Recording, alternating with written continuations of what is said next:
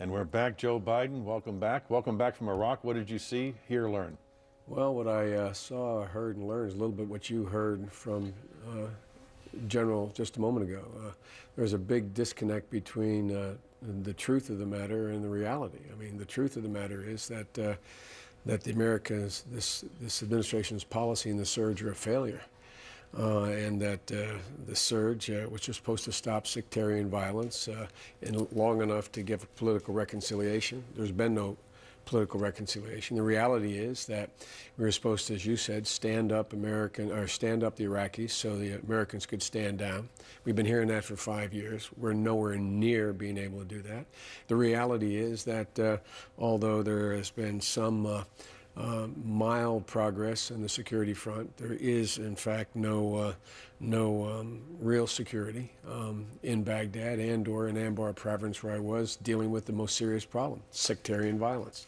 Sectarian violence is as strong and as solid and as serious a problem as it was before the surge started. But Anbar province seems to be secure because the Sunnis have aligned themselves with the U.S. against al-Qaeda. That's true. That relates to dealing with al-Qaeda, but not with the real problem, the civil war. Look, I went to this big conference. I'll tell you what I saw. I went to this big conference in Ramadi, middle of Anbar province, with the central government figures, 2 vice presidents, Sunni and Shia, and the deputy prime minister. Met with the tribal leaders. Big deal. Our helicopters couldn't take off because of a sandstorm. They didn't dare try to drive us from Ramadi in. We could not go outside the city. The idea there's any security. When I left from the green zone to get to the airport, which is about 9 miles, couldn't take a helicopter. We went 90 to 100 miles an hour in an evasive pattern along what they call Irish Way. The idea there's any greater security there. And their definition of security, they say they're down from 1,600 sectarian attacks to 950. That's success? Let me show you what you said in Iowa last week. If we do not change course in Iraq soon, you're going to see 2 years from now helicopters hovering over our embassy in the green zone in Baghdad with people hanging onto the ladders just like Vietnam. Mark my words. Absolutely, positively, unequivocally, I believe that. Look, let me tell you, Tim, there is no possibility of a central government governing Iraq in any near term.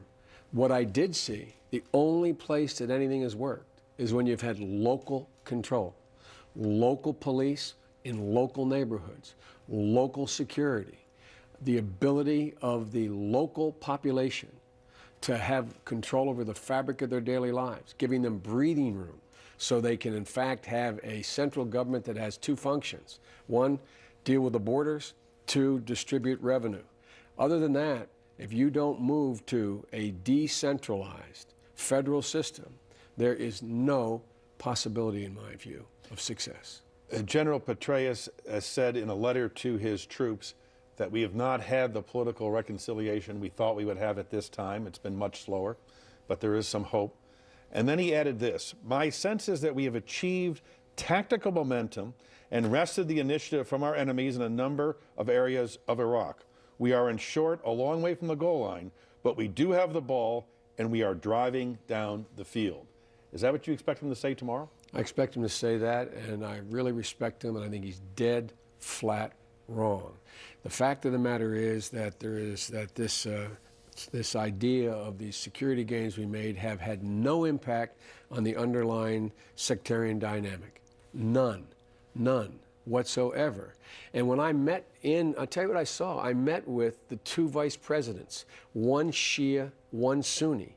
Both agreed that the only way this is going to work is to give more local control. The only way it's going to happen, the only way there's any possibility of dealing with the sectarian violence is you got to separate the parties, give them some breathing room, give them local control. If you don't do that, Tim, you think we're going to get there in any way with this present government? And can anybody envision a central government made up of Sunni, Shia, and Kurds that's going to gain the trust and respect of 27 million Iraqis? It's not going to happen. This hearing tomorrow with General Petraeus is very highly charged politically. MoveOn.org, a liberal democratic group, is taking an ad in the New York Times, and this is what it's going to be: General Petraeus or General Betray Us. cooking the books for the White House. What's your reaction to that? I don't buy into that. This is an honorable guy. He's telling the truth. I have his letter here, like you just quoted from. He acknowledges, look, by its own measure, the surge has failed.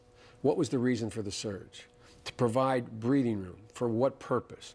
To allow the sectarian warring factions to work out a political compromise. He acknowledges that's not there.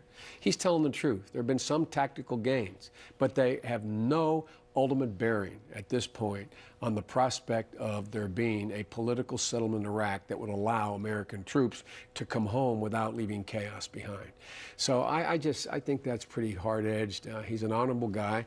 I disagree with what his recommendation is likely to be, but I don't think he is cooking the books. He's stating the part that he believes is true. There's been some limited tactical success, but quite frankly, it's irrelevant to the central problem. The central problem is a sectarian war. If every jihadist in Iraq was killed tomorrow, we still have a major civil war, killing thousands of, wounding thousands of Americans and killing hundreds of Americans just since the surge began. Your presidential campaign is on the air with a political ad about Iraq. Let's watch it for a second. In a